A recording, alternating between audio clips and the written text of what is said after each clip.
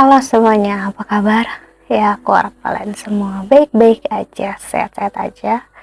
Oke, kali ini aku pengen sharing atau cerita tentang perjalanan Twin Flame. Jadi, aku disclaimer daripada nanti ada yang bilang aku kok malah curhat atau apa gitu ya.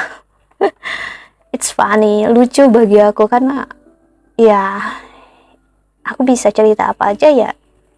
This is my channel, ini channel aku gitu ya.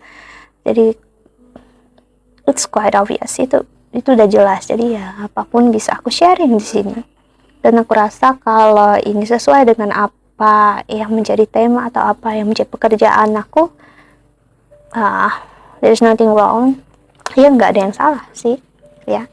Jadi seperti kamu lihat, ada kucing aku. Jadi kalau kamu dengar bunyi ngorok ya itu berarti dia suaranya Sarah, suara kucing aku ini. Tadi aku udah buat pembacaan Twin Flames ya, entah aku bakal upload setelah ini atau itu duluan yang aku upload. Kita lihat aja nanti. Ya, kamu bakal ngeliat sendiri gimana aku publishnya. Ya, sih. Jadi sini aku pengen sharing karena ada yang tanya sama aku, bagus untuk membuka.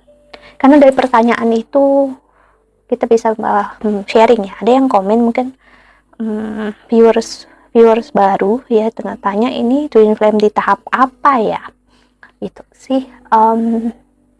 Jadi sebelum aku masuk ke sana, aku perlu bilang ya, aku harus jujur sama kalian. Bukan berarti sebelumnya aku bohong atau orang lain bohong, no.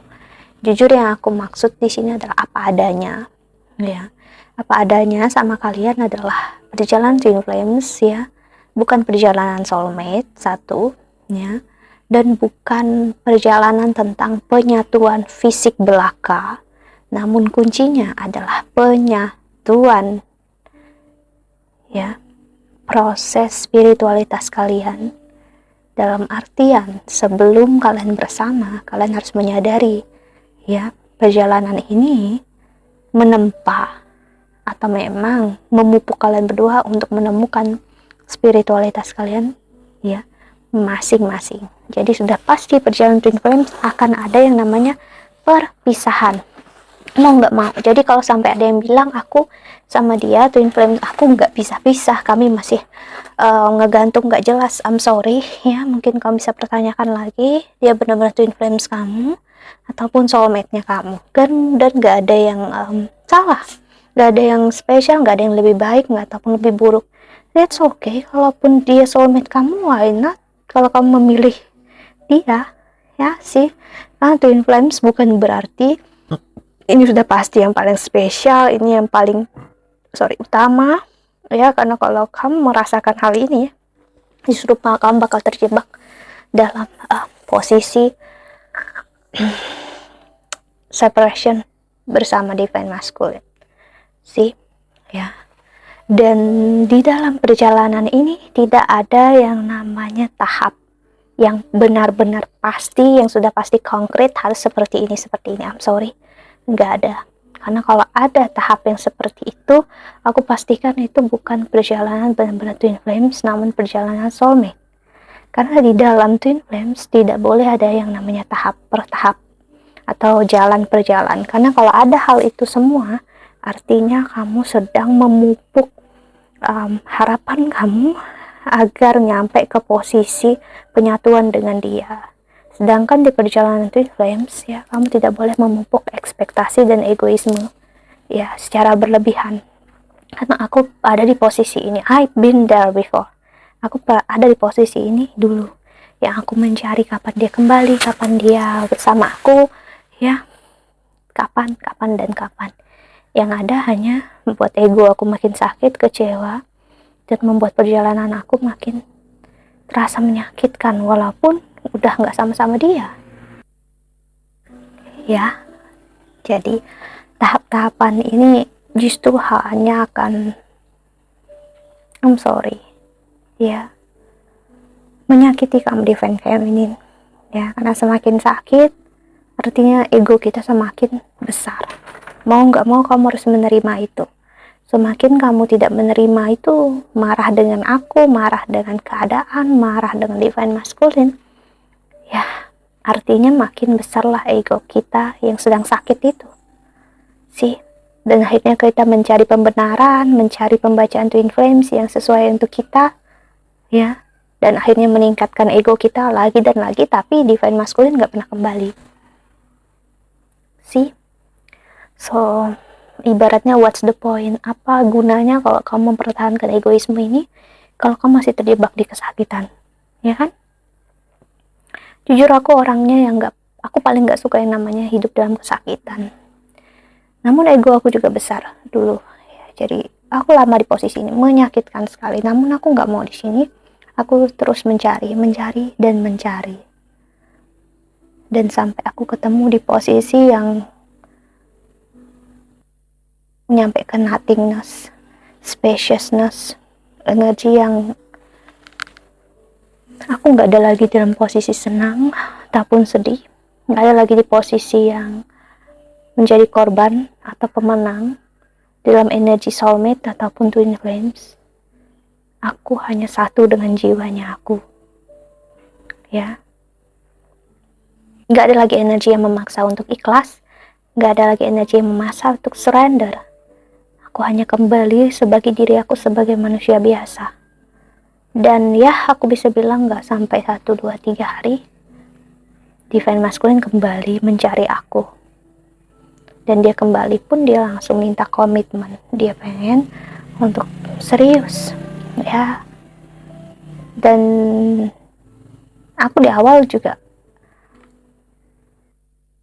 nggak ada yang energi yang kayak wah akhirnya dia kembali atau apa, no, ya. Namun energi yang aku rasakan saat aku melihat chat dia, aku nggak langsung balas loh chat dia. Aku ada waktu 2 atau 3 hari baru aku balas sih, karena aku nggak mau untuk terjebak dalam kesakitan.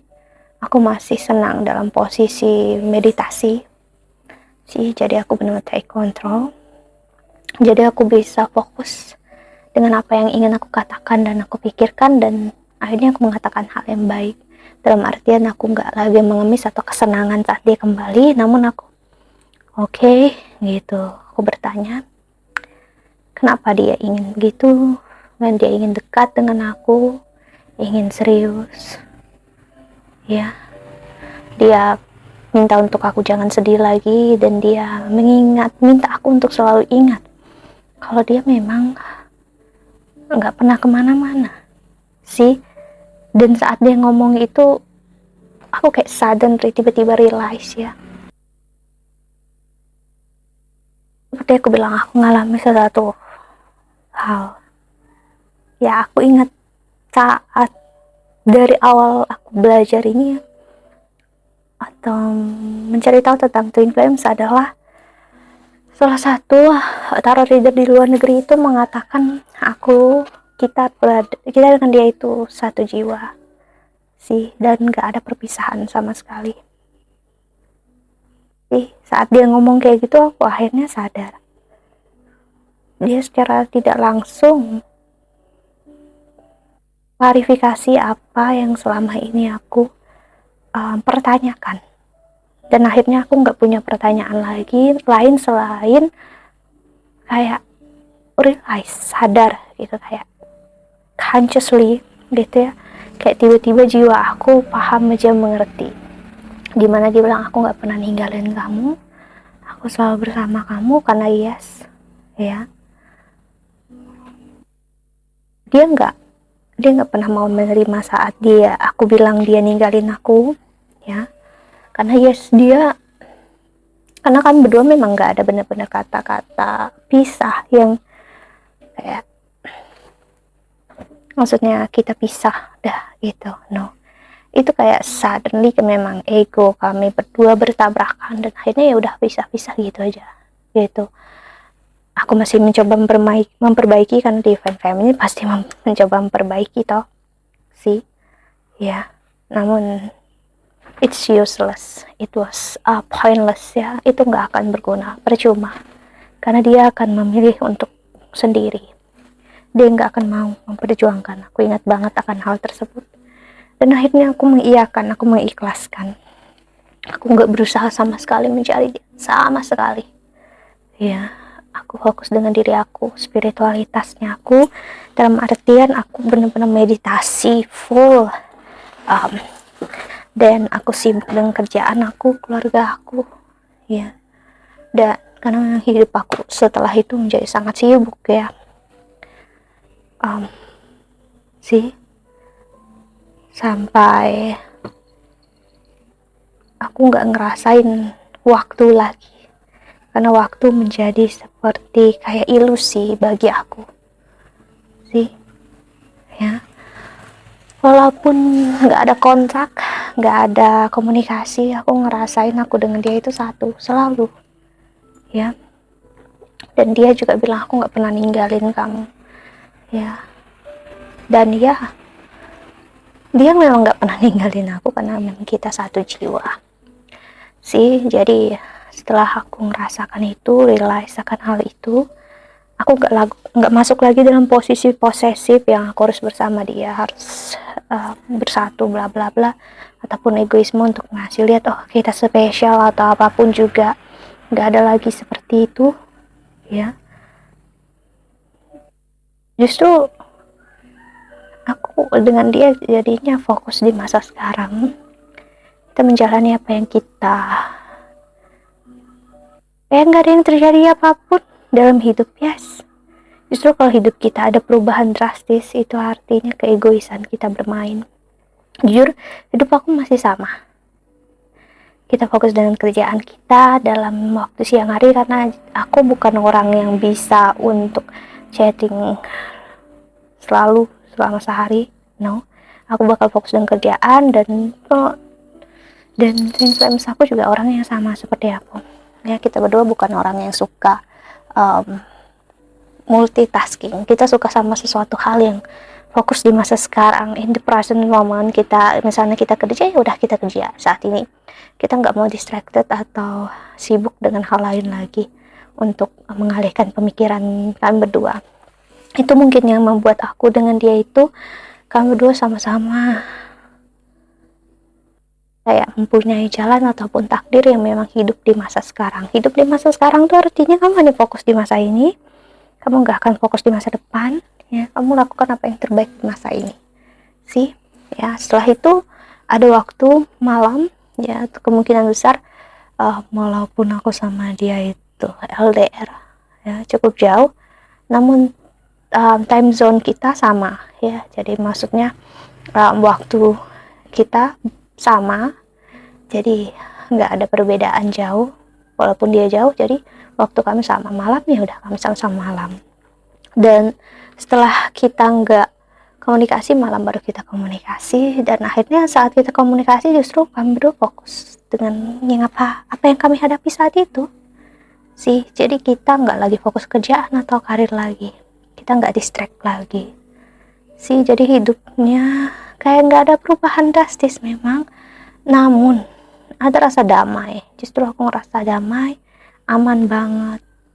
Kayak aku nggak ngerasa terbebani mau apapun yang aku katakan ke dia atau dia katakan ke aku, ya. It's naturally, kayak alaminya aku bakal katakan ke dia dan dia katakan, dan nggak ada ngerasa terbebani. Maksudnya aku berkorban lebih, dia berkorban lebih, no.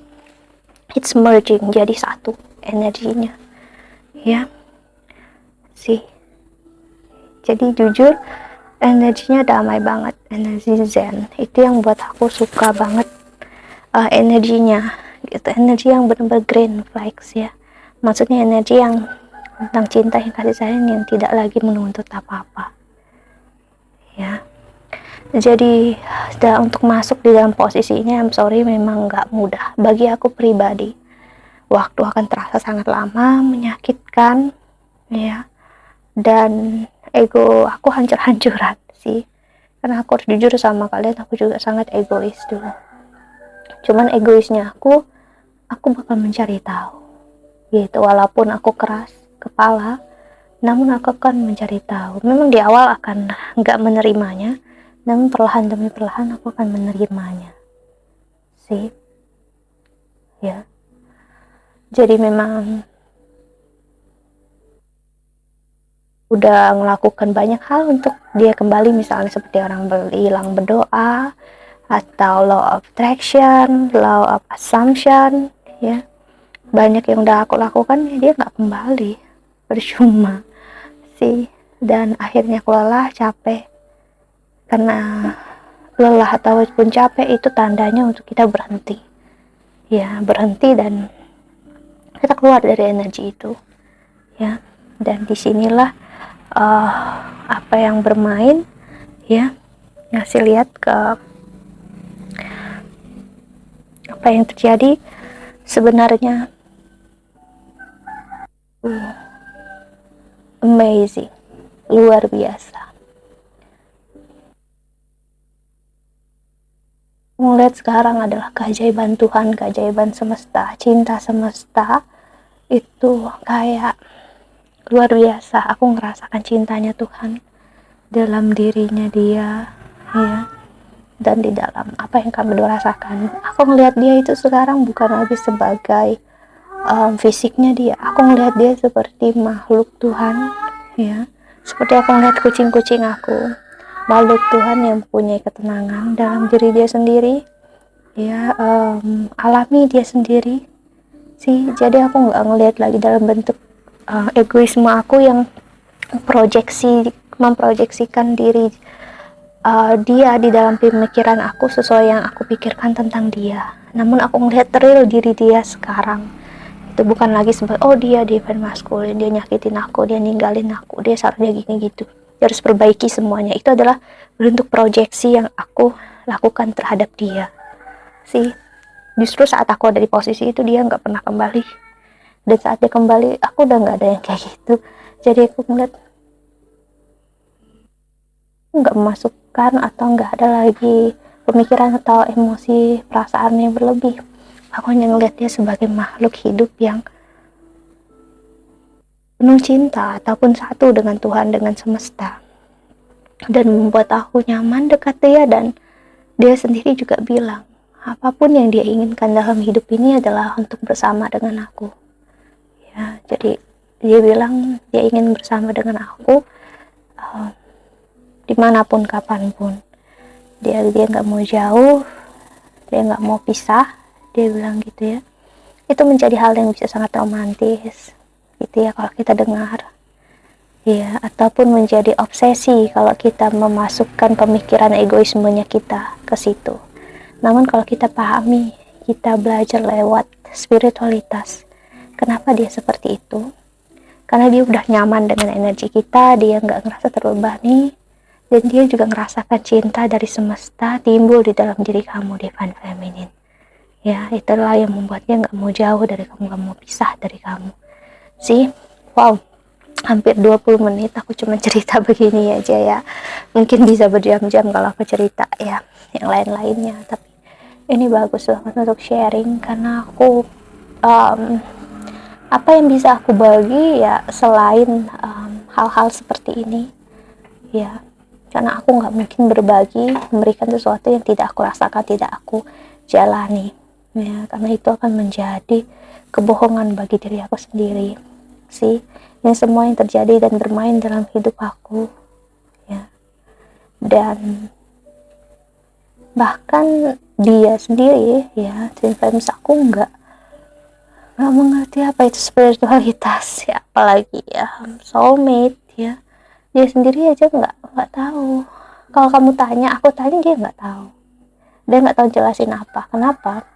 Karena egoisme dia juga runtuh. Bahkan kalau kamu tanya ataupun aku tanya cinta sejati itu apa, dia nggak tahu.